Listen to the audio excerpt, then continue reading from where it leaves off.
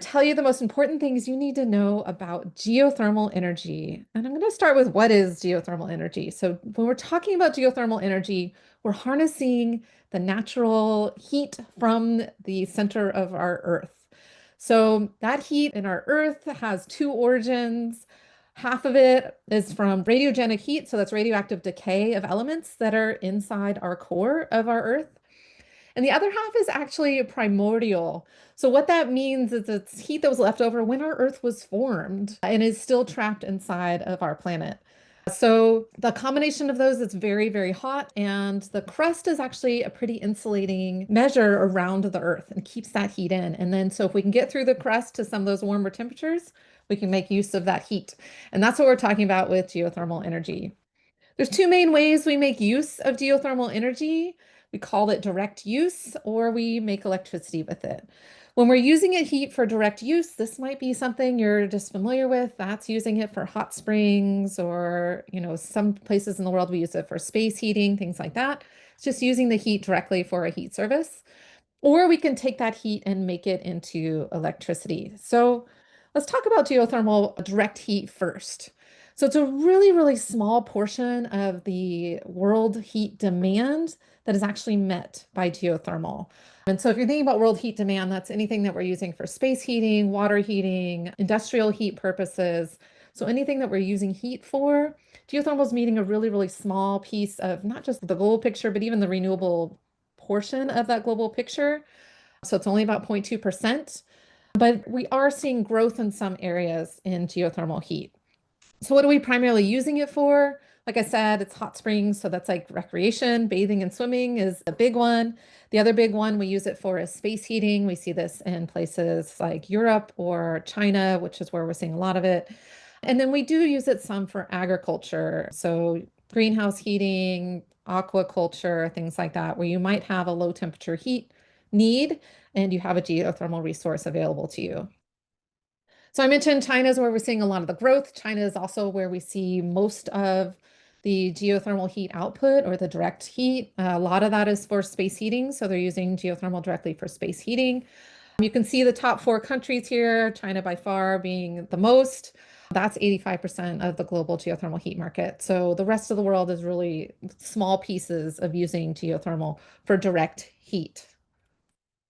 Okay, let's talk about electricity generation. So geothermal energy is also a very small component of the electricity generation globally. And so here I'm showing you electricity generation by resource. You can see geothermal and biopower are kind of combined into that one little sliver. The geothermal portion of that is about 0.5% of the renewable electricity generation. So it's a very, very small portion of global electricity generation today and isn't experiencing a lot of growth yet. And we'll talk about the yet in a minute. So where is it? I mentioned we've got the best geothermal site in the United States here in California. It's in this picture behind me at the geysers. The United States, with this facility and a few others, actually has the most geothermal electricity production in the world. And we are seeing slow growth domestically. Other places, Indonesia, Philippines, Turkey, also have significant geothermal electricity. Seeing some growth in places like Indonesia and Kenya. So we might have it overall in the United States have the most, but it's not the biggest portion of our electricity generation. There's other countries like Kenya, for example, that gets almost half of their electricity production from geothermal energy. So it's a much bigger portion of their electricity mix in a place like Kenya. So bringing it down to the United States, so we've got the most, but it's only, 0.4% of our electricity generation. Here I'm just showing you a picture for just renewable electricity generation. You can see geothermal. We've been using it for a long time. We've really had a lot of growth in the 80s, but you can see it's a relatively small portion, even if we're just looking at renewable electricity generation. So where are the best geothermal locations? And for these different types, both for direct heat and for power. For power, the traditionally where we've gone for these geothermal electricity production, we really want high temperature heat. And so we've gone to places where we have the borders between our tectonic plates, which means that we have a thinner layer between the top of the land and where the rocks get really hot. And so anywhere where you think about you have the plate stretching or thinning, you're going to get more of that heat closer to the surface, and therefore it's more economic to get that high temperature heat. So you'll see most of our power generations where we really need that high temperature heat has been along places like the Ring of Fire or other places where we might have thinning of our tectonic plates. For direct heat, that tends to be a lower temperature application. So you can see a lot of the places in Europe and China. These are places that aren't along the borders and plates because you don't have to get to such a high temperature resource. And so for direct heat, you can see there's a lot more diversity on where that is available. So we've been talking about the resource. Let's talk about what the components are for a geothermal resource. You have three real ingredients. You need heat from the earth. You need a permeable rock so that a fluid can run through it, and you need water. And so the water itself is basically the mechanism that we're bringing the heat from those hot rocks up to the surface and making use of that heat. So the water is the conductive fluid. And so you have to have rocks that allow that water to go through there. They heat up, and then we can bring that hot water back up. And we usually have some sort of cycle for that water. So you really need these three components to take advantage of a geothermal reservoir. All right, let's talk about how we take advantage of that resource to make electricity. There's three types of power plants we have, and they're really based on the temperature of the water that you're getting out of the ground, what kind you can use. So dry steam, that's the geysers behind me. That's this really high temperature resource. You're literally getting steam out of the ground. We can just take the steam out. We can run it through our turbine. We obviously have to run it through a condenser. This is part of our heat engine. And then we can put the condensed water back into the ground. It's about a quarter of the world capacity, much of it pictured behind me in Northern California. The next way we can do this is something called flash steam. So this is a little bit lower temperature. It's still very hot. It's kind of a mixture of water and steam that you're getting out of the ground. And so all you're doing here is you're separating that, and you're taking the steam portion that you're getting out of the ground and running your thermal power plant. About 58% of world capacity is this flash steam. And then the final way, and the way that we're seeing most of the growth, is in binary, because here you have really moderate temperatures you're getting out of the ground, much more resource availability for these lower temperature resources. In this case, you're not using that water as the working fluid. You're using something that boils at a lower temperature, often some sort of antifreeze or something like that. So that hot water can make something else boil that's turning the turbine and turning the generator. And that's the cycle for the power plant. And then the water just goes back into the ground to get warmed back up again. And you have a water loop underground. So not the biggest capacity right now, but this is where the area of growth is. This is where a lot of the investment is going in. This is where a lot of the innovation is going in, is in these binary cycles, because there's a lot more places on Earth that have these more moderate temperature resources. One of the exciting things about geothermal as electricity generation is its relatively high capacity factor compared to other renewable energy resources.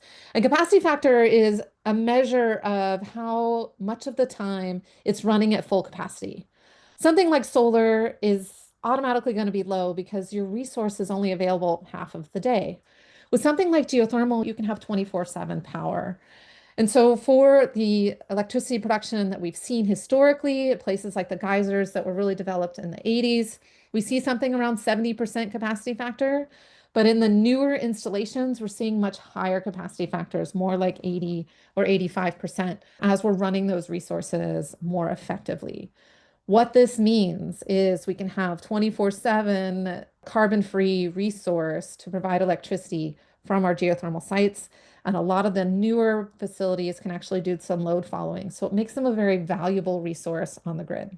So exciting things we have about geothermal, comparing it in terms of air pollution, the different types of power plants, we talked about dry steam, flash, and binary, have different emissions. When you're getting this water out of the ground, a lot of times it has other stuff in it.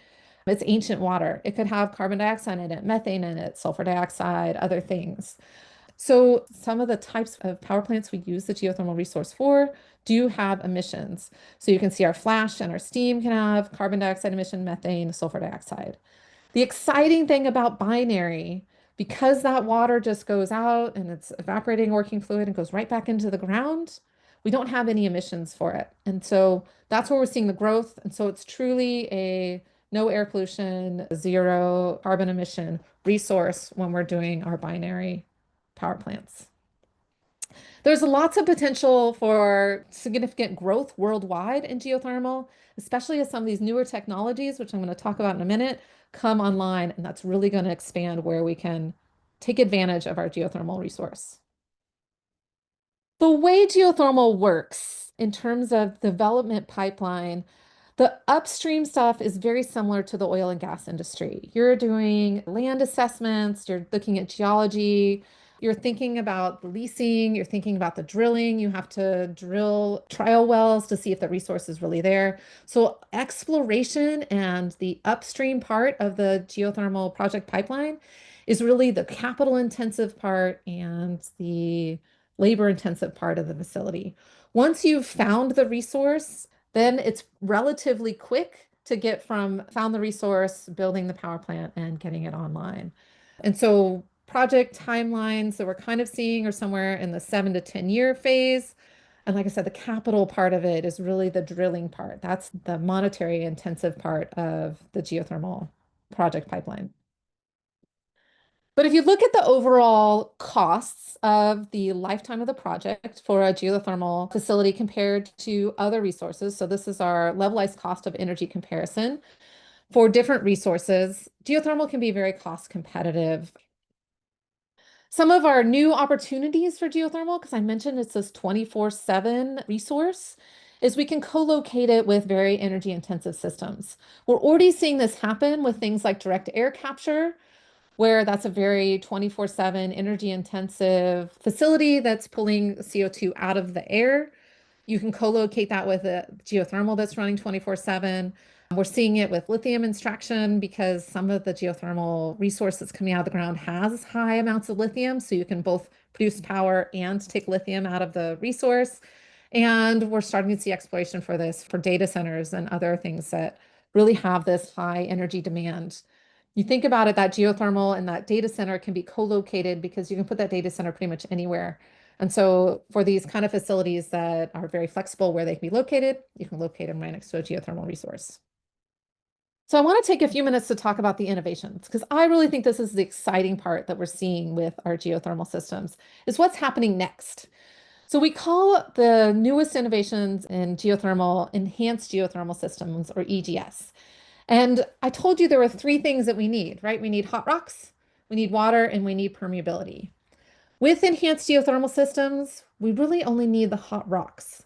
And we have ways that we can provide the permeability and we can provide the water.